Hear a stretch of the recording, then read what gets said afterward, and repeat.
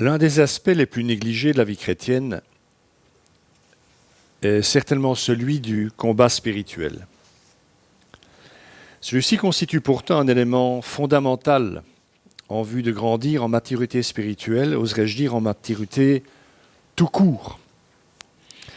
Cette lutte spirituelle s'avère donc plus que jamais essentielle puisqu'il s'agit du combat où l'homme, la femme, s'oppose et résiste au mal, où il lutte pour ne pas céder, ne pas être vaincu par le mal, par les tentations. Les tentations, ce sont ces pulsions et ces suggestions qui sommeillent dans les profondeurs de notre cœur, mais qui se dressent souvent et émergent avec une force agressive jusqu'à prendre les traits de tentation séduisante. C'est la raison pour laquelle notre Seigneur Jésus nous a enseigné cette prière à faire dans son esprit chaque jour à notre Père afin qu'il ne nous laisse pas entrer en tentation. Origène, un père de l'Église, a bien résumé l'enjeu véritable de tout ceci. La tentation fait de l'homme un martyr ou un idolâtre. Suivant que l'on résiste, et nous voilà martyrs tant le combat est dur, ou que l'on cède et nous voilà idolâtres de ce à quoi nous avons cédé. On n'enseigne plus cet art du combat comme le regrette Enzo Bianchi, ancien prieur de l'abbaye de Beauce en Italie. On ne l'enseigne plus. Pourquoi ? Je ne vais pas épiloguer aujourd'hui là-dessus, mais parce qu'il n'y a plus de père spirituel dans l'Église. Il n'y a plus de thérapeute spirituel dans l'Église. On y attache de nos jours peu d'importance, même, forcément, dans les cercles chrétiens. Et en tout cas, dans le protestantisme, peu nombreux sont ceux capables d'accompagner et de former dans le domaine. Cela dit, tout cela paraîtra peut-être un tantinet archaïque, voire totalement obsolète et dépassé aux yeux de certains, en particulier à l'heure où la société occidentale ne jure plus que par la psychologie et la psychanalyse. Parler encore de tentation en 2024, est-ce bien raisonnable ? Et même sérieux, même dans les églises, on n'en parle plus, ou quasi plus. Ne doit-on pas au contraire être à l'écoute de ce que la vie propose et suivre nos désirs afin d'être heureux et par là même rendre ceux qui nous entourent mieux dans leur propre vie ? La sagesse biblique aurait plutôt tendance à nuancer ce propos en partant du diagnostic que l'être humain n'est pas toujours au courant lui-même de ce qui l'influence, l'irrigue, le traverse ou l'habite. Il est en revanche parfaitement clair que notre rapport à tout ceci dépendra évidemment de la vision plus large de ce que nous considérerons comme étant le bien ou le mal, profitable ou non, porteur de vie ou pas, et de la place que nous accorderons à une réflexion reposant en grande partie sur ce que Jésus a dit sur le sujet et à sa suite sur ce que ceux qui ont tenté de le suivre, c'est-à-dire de vivre son enseignement, de le prendre au sérieux, ont retiré de son enseignement. Victimes de la perte de cet enseignement, de nombreux chrétiens se sont accoutumés à succomber aux tentations, convaincus qu'il n'y a rien à faire contre elles. Ces hommes et ces femmes avancent donc en cette vie en gémissant sous le poids de leur culpabilité ou en la traversant comme si tout cela n'avait pas d'importance. Alors soyons francs, s'engager dans cet enseignement, c'est prendre un chemin difficile, car cette lutte contre les tentations qui sommeillent en nous est extraordinairement dure.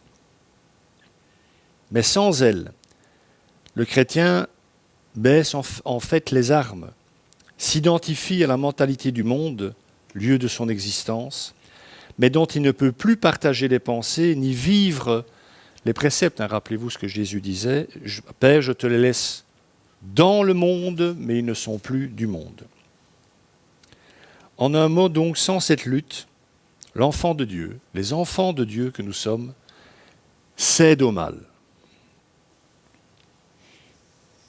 Il commence à alimenter en lui-même à la fois des attitudes religieuses et des aliénations idolâtres. Nous sommes en présence dans ce cas, et c'est ce que Jacques rapporte dans sa lettre, en présence d'une sorte de schizophrénie spirituelle, pour finir par vider complètement la foi de son sens, la foi qui est d'être transformée un jour à la fois à l'image du Christ. En effet, lorsqu'on commence à ne pas vivre comme on pense, on finit par penser comme on vit.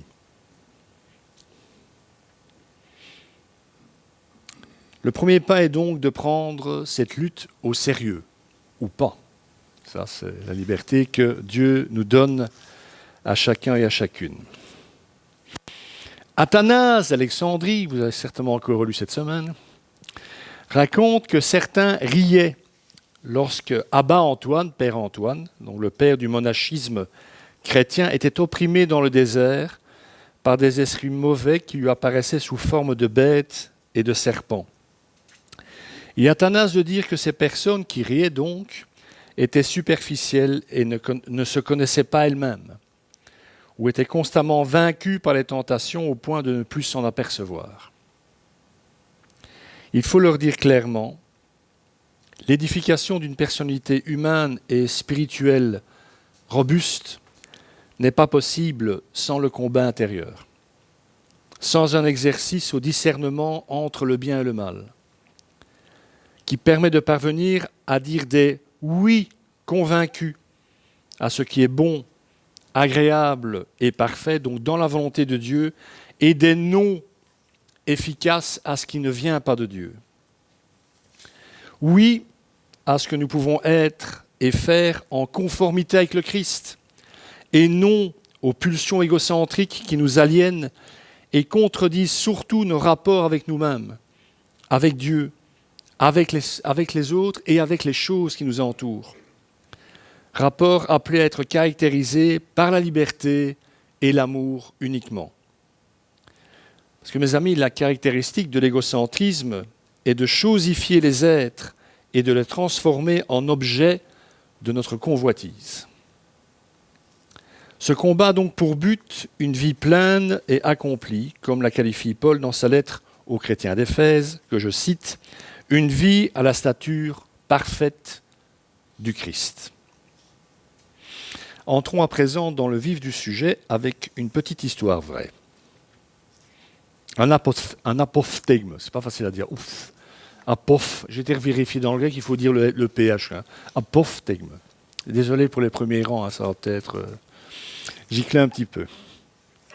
On disait d'un moine qu'il avait confessé sa foi durant une persécution et qu'il avait été torturé au point qu'on l'avait assis sur un siège enflammé. C'était une pratique assez courante à l'époque, très réjouissante hein, entre nous. Et sous ces entrefaites vint le règne de l'empereur Constantin, et les chrétiens furent donc relâchés, parce que Constantin, vous le savez, est le premier empereur chrétien. Il a donc imposé la foi chrétienne comme religion quasi d'État. Ce moine a donc été libéré, étant chrétien. Une fois guéri de ses blessures, ce moine retourna dans sa cellule dans le désert, là où il méditait. Dès qu'il la vit de loin, donc dès qu'il a aperçu l'endroit où il méditait, il s'est écrié « Malheur à moi, car me voici revenu à bien des maux ». Il disait cela des luttes contre les tentations et les démons. La torture était moins pénible que le combat spirituel. Une autre citation pour garder le rythme. Voici la grande œuvre de l'homme. Rejeter sur lui-même sa faute devant Dieu et s'attendre à la tentation jusqu'au dernier soupir. Ouais. Je suis désolé de vous le dire, mais c'est le chemin, les gars. Donc, et les gâtes, mais je ne sais pas si ça se dit. Redisons d'emblée que le thème du combat spirituel est fermement enraciné dans le message biblique. Les pères, en particulier d'Orient, et les pères du désert n'ont rien inventé. Ils ont bien compris quels étaient les enjeux et les priorités. Ce combat a été ensuite approfondi dans de nombreux textes de la tradition patristique et de la littérature ascétique, surtout monastique, tant en Orient qu'en Occident, même si au cours des siècles, l'Occident chrétien s'est un peu perdu sur le sujet, mais je ne vais pas épiloguer là-dessus. Cet héritage que les grands spirituels du passé nous ont laissé doit aujourd'hui, et ça j'en suis personnellement convaincu, plus que jamais être redécouvert et valorisé. La vie selon l'Esprit Saint, dont parle Paul, à laquelle tout chrétien est appelé, comporte en effet une connaissance de soi, une compréhension des mécanismes qui régissent la tentation, un discernement des zones de faiblesse particulières, et nous en avons tous, pour pouvoir combattre le péché avec fermeté et vigueur. Mes amis, le péché, je le rappelle quand même, s'il faut le définir, est une puissance personnifiée qui œuvre en l'homme et à travers l'homme, parce que c'est un impact sur les autres aussi, contre l'homme lui-même et sa volonté, comme l'a judicieusement relevé Paul, qui ne s'en cachait pas. Rappelez-vous, Romains 7, très connu ce chapitre. Ça nous fait beaucoup de bien d'entendre un apôtre tel que Paul dire ça, mais ça veut surtout dire que lui se battait contre ça. Je ne comprends pas ce que je fais. Je ne fais pas ce que je veux et je fais ce que je déteste. Ça, c'est le combat spirituel. Ça, c'est le mal en lui, qui lutte contre la partie de lui, habitée par l'Esprit, qui veut faire et accomplir la volonté de Dieu. Tous les hommes, peut-être précisé, sans exception, font l'expérience, Bible en main, il y a plein de textes, vous verrez dans les notes, il y a plein de références bibliques, font l'expérience de la réalité du péché. Même si nous le savons, ils ne le considèrent pas tous pour ce qu'il est. Demandez à un athée ce qu'il pense du péché, il vous dira « ça n'existe pas ». Puisque le péché, ça n'a un lien qu'avec Dieu. Reste la faute quand vous ne croyez pas en Dieu. Coller un coup de poing à quelqu'un, un athée qui frappe quelqu'un, demandez au quelqu'un qui a reçu la baigne ce qu'il pense. Bien sûr que c'est une faute moralement inacceptable, mais il n'y a pas de péché là-dedans. S'il n'y a pas de péché, il n'y a pas de tentation.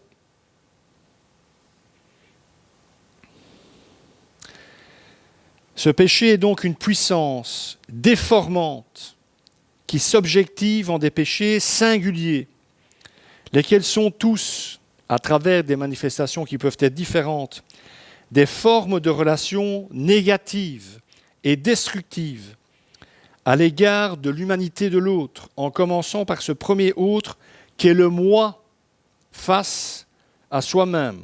Autrement dit, la première victime du péché avant d'être l'autre, c'est moi. La première victime de mon péché, c'est forcément moi. Donc en profondeur, tous les péchés peuvent donc être amenés à un seul grand péché, la négation de l'alliance et de la communion. Pourquoi croyez-vous que Dieu parle d'alliance et de communion?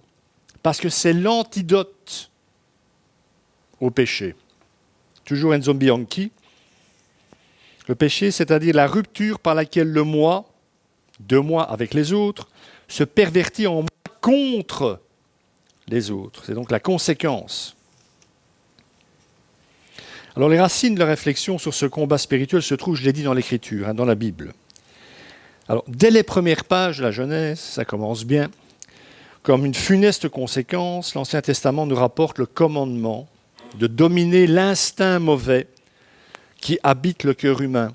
Genèse 4, 7, le péché tapit à ta porte, te désire, mais toi, domine-le. On domine comment? En se battant, en s'opposant, en maîtrisant ce qui nous agresse. Un passage de la Genèse dit encore, Genèse 8, 21, l'instinct yetzer en hébreu du cœur de l'homme est porté au mal dès sa jeunesse. Ce sont des textes millénaires, il y a quand même déjà ce diagnostic très pertinent.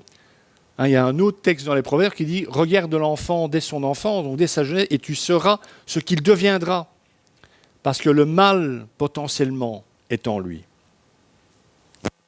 Cette lutte contre le mal, contre le péché, est tellement nécessaire contre les tentations que Jésus lui-même ne s'y est pas soustrait. Et sa confrontation avec le tentateur dans le désert nous le montre clairement. Juste après son baptême, le premier mouvement que l'Esprit lui imprime, c'est d'aller au désert pour y être tenté. Comment pourrait-il nous aider dans les tentations si lui-même n'était pas passé par là? Et comment ne pas relever Ça me paraît intéressant, hein, que c'est l'Esprit Saint lui-même qui mène Jésus au désert, juste après son baptême, pour y mener cette lutte. Comme pour nous dire déjà que suite à notre baptême, le nôtre, hein, la tentation ne nous quittera plus. À la différence que guidés par l'Esprit Saint, nous pourrons apprendre à ne plus être dupes de ses manigances. L'ennemi de nos âmes et notre ancienne nature feront tout pour nous détourner de notre chemin à la suite du Christ. Et pour le chrétien, je le crois profondément, le combat spirituel est un engagement tacite, on ne l'exprime pas toujours, que celui-ci prend au moment de son baptême. Et ça, on ne le redit plus. Si vous lisez les pères, la préparation au baptême, je vous garantis que ça durait des plombes, hein, parce qu'ils voulaient vraiment être bien certains que le futur baptisé avait bien compris dans quelle direction sa vie allait se diriger. Hein. C'est ce que Pierre exprime lorsqu'il écrit dans sa première lettre. Nous sommes sauvés par un baptême qui ne consiste pas dans la purification d'une impureté physique, passe pas par l'eau du baptême pour se purifier physiquement, hein, mais dans l'engagement d'une bonne conscience envers Dieu. Comment va-t-on garder cette bonne conscience envers Dieu? En se battant contre le mal, les forces du mal en nous et autour de nous. Et cette exigence, parce que c'en est une, soyons clairs, hein, concourt à définir l'identité de foi du chrétien. Ou c'est ça, pour le dire autrement, dans la pensée des pères, où on vit ça, où on n'est pas véritablement chrétien. Voici ce qu'en dit Pier Franco Beatrice, c'est un homme, hein, professeur de lettres classiques et d'études religieuses. Par le baptême, le chrétien s'engage à demeurer toujours en tenue militaire, à porter ce que Paul appelle les armes de la justice et les armes de la lumière. Pourquoi est-ce que Paul emploie ce genre d'image? Si ce n'est pas pour nous faire comprendre que la vie chrétienne est un combat et qu'on doit demeurer en treillis militaire, parce que ce combat ne s'arrête jamais. Et quand on est devenu aujourd'hui. Nous ne devons pas être surpris que le Nouveau Testament nous décrive à plusieurs reprises la vie chrétienne comme une lutte. Alors on n'a pas ces passages où on les lit sans vraiment les lire, ou sans vraiment les comprendre, ou sans vraiment vouloir les comprendre, mais c'est invraisemblable le nombre d'occurrences dans la Bible, dans le Nouveau Testament en particulier, où on trouve cette notion de combat et de lutte. Alors il ne s'agit pas, mais vous l'avez compris, vous le savez, d'une lutte opposant les hommes entre eux, parce que l'Église n'a pas toujours compris. Elle a souvent tapé très dur sur la tête des autres à une époque. Hein. Mais bien les mettant aux prises avec le mal et le péché. Il s'agit, encore une fois, vous irez voir dans les notes toutes les références bibliques, et je vous encourage à lire tous les textes. Hein. Prenez le temps de le faire. Il s'agit du combat de la foi, ce que Paul dit à Timothée, qui naît de la foi itant. C'est le combat quotidien de la foi pour trouver sa joie en Christ seulement. Pas dans les choses sensibles, pas dans le sexe, pas dans la gloire, pas dans l'argent, pas dans les choses de cette terre, mais en Christ. Mourir tous les jours au monde par ce combat, afin qu'il ne détruise pas notre joie. Croisez souvent des chrétiens souriants, vous. Heureux de vivre et heureux d'être là et heureux de connaître Dieu. Ils sont heureux de plein de trucs souvent, mais pas de connaître Dieu. Hein. Enfin, dans mon expérience. Donc que Christ devienne pleinement suffisant, parce que c'est ça le problème, hein, suffisant à notre bonheur. Rappelez-vous le psaume 73, le psaume d'Asaph, magnifique. Hein. Il conclut comment? Mon bonheur à moi, c'est d'être près de toi. Le reste, je m'en fous, quoi.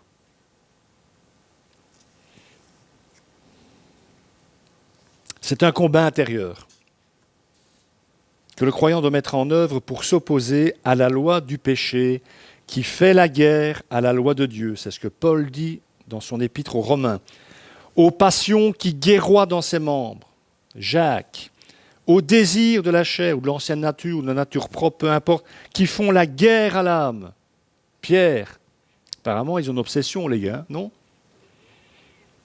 Et ce combat pour adversaire, le péché qui sait si bien nous entourer. Là, on est dans l'épître aux Hébreux.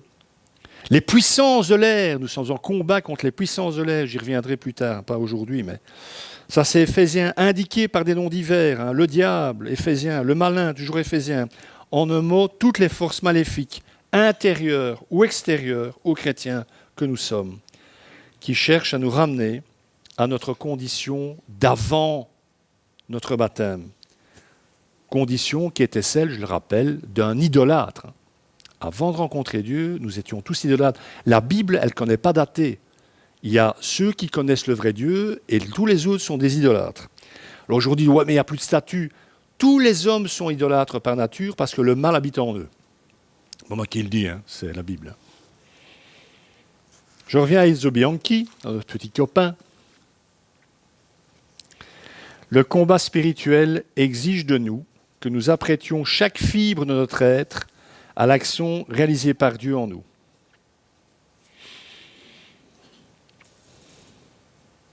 Vous avez bien compris. Dieu est en nous et combat avec nous. On n'est pas seul. On ne pourrait pas. Si on est tout seul, on est mort. On n'a aucune chance. Parce que le pire dans la tentation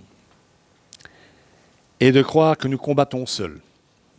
Alors que Dieu qui nous tend la main combat pour nous et avec nous. Et la première, et je reviens à Jacques, la première catastrophe dans l'Église qui nous fait penser que nous sommes seuls dans ce combat, c'est qu'on ne le partage pas avec ses frères et ses sœurs dans la foi.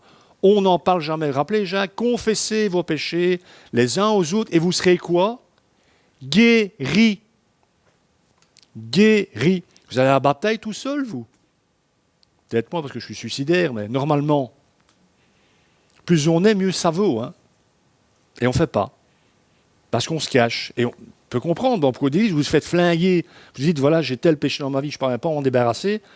Bon, dans le meilleur des cas, oh, on va prier pour toi. Est-ce qu'ils vont le faire si on n'en sait rien? On ne va pas douter de ça. Hein. Espérons, mais quelle aide on va apporter à cette problématique? Aucune. Nous sommes tous pécheurs, en fait. Hein. Et la personne qui accueillera votre confession, il est aussi ou elle est aussi pécheur que vous. La bonne nouvelle! Donc il n'y a pas de jugement à avoir là-dedans. On est tous logés à la même enseigne. S'il faut bien comprendre aussi, ça doit nous encourager. Si. Ce combat, le Christ lui-même pour protagoniste. C'est lui que nous devons invoquer avec les mots du psaume, par exemple 119, il y en a une flopée comme par hasard. Dans mon combat, viens combattre toi-même. Déjà, le psalmiste dit ça à Dieu. Dans ce que je vis, dans mon combat intérieur, viens toi-même combattre à ma place. L'hébreu est plutôt dans ce sens-là. Viens prendre ma place et combat à ma place. Combien de fois David dit, tu es mon bouclier? Mais contre quoi? Il ne dit pas, voilà, moi j'ai combattu, j'ai éradiqué tout le monde, j'ai pété mes péchés, j'ai écrabouillé mes ennemis. Pas du tout, il dit, tu es mon bouclier, ma forteresse, ma haute demeure, etc., etc., mon rocher.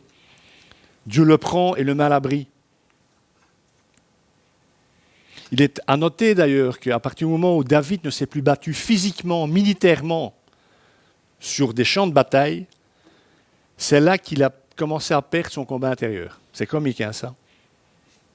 Quand il est un peu livré à la loisiveté, il se passe quoi? Il commence à apprendre peut-être en tombant, il commence à ne plus lutter contre ses démons intérieurs. Quand je dis démons, c'est au sens péjoratif, hein, bien entendu. On va en parler plus tard. Voilà. N'en rajoutons pas quand ce n'est pas nécessaire. Encore une fois, l'enseignement de Paul en 1 Corinthiens 15. Ce n'est pas moi, mais la grâce de Dieu qui est avec moi, qui fait quoi? Qui combat en moi et avec moi. C'est la grâce de Dieu. De là aussi cette autre parole d'Antoine le Grand. Chasser les démons, c'est le don gratuit du Sauveur. Donc la capacité de le faire, de résister, de les chasser, parce que on parle souvent dans certains milieux évangéliques, on va exorciser les... ça c'est super. Comment tu vas faire pour exorciser les démons des autres si toi, ta vie en est remplie à différents niveaux, que ce soit parce que tu cèdes à la tentation dans ta propre vie, ou que tu dis amen à tout ce à quoi tu devrais dire non. Il y a une cohérence.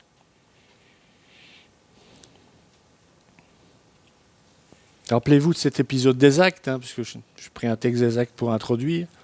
Ce fameux magicien qui commençait à exorciser les gens, à chasser les démons au nom de Jésus alors qu'il n'était pas chrétien. Ce passage incroyable, terrible.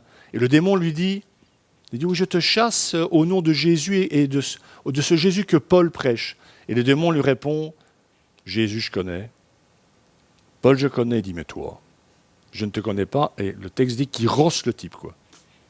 Il lui met une tête comme ça. Seul le Christ qui vit en chacun de nous peut vaincre le mal qui nous habite. Et la lutte spirituelle est exactement l'espace dans lequel la vie du Christ triomphe sur la puissance du mal, du péché et de la mort. En définitive, ce combat a pour unique but de nous faire, comme le dit si joliment Paul en Romains 13, même s'il prend ce verbe à deux sens dans cette épître pour lui.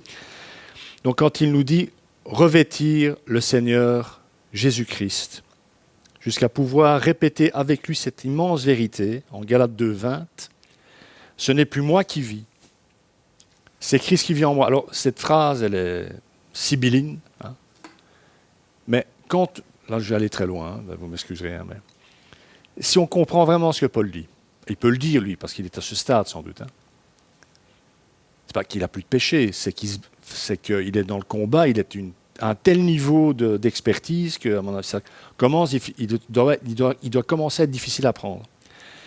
Mais que dit-il quand l'idéal se produit au bout de ce chemin spirituel? C'est que quand la tentation vient, ce n'est plus vous, si le Christ est pleinement en plénitude en vous, ce n'est plus vous qui êtes opposé à cette tentation, c'est le Christ en vous. Et qui va faire tomber le Christ au travers d'une tentation? Mais mes amis, personne. C'est ça que Paul dit. Ce n'est plus moi qui vis, c'est le Christ qui vit en moi. Alors tentation vient, c'est une tentation, mais c'est le Christ qui s'oppose, qui fait par avant, si vous préférez. Bon, je dis ça, c'est très joli. Moi, j'y suis pas. Ceux qui me connaissent l'avaient bien remarqué. Je n'ai pas besoin de préciser. Okay, ça veut dire quoi, c'est sourire, l'entendu? Nous allons donc essayer dans les prochaines semaines de décoder le langage de la Bible et des pères de l'Église, car comme je l'ai déjà dit, certaines catégories psychologiques et anthropologiques pourraient être évoquées, catégories auxquelles les pères n'avaient pas accès à leur époque. Bien entendu, on va devoir parfois faire le transfert de l'un à l'autre. À quoi donc ils font allusion, les textes bibliques et les pères, quand ils parlent de certaines problématiques? Je continuerai néanmoins, vous m'excuserez sans doute, à emprunter les termes de combat et de lutte, pour perplexe que ces mots pourraient en laisser plusieurs, mais ils ont, ces mots, à mon sens, l'avantage de la clarté. Quant à l'âpreté qui caractérise le combat dont nous parlons, et il constitue dès lors une invitation claire à prendre tout ça véritablement au sérieux. Alors, je termine pour aujourd'hui avec ce sympathique extrait d'un texte de Martyrius, à qui en ont pareil, on s'imagine, un père syriaque, si syriaque ça existe, du 7e siècle.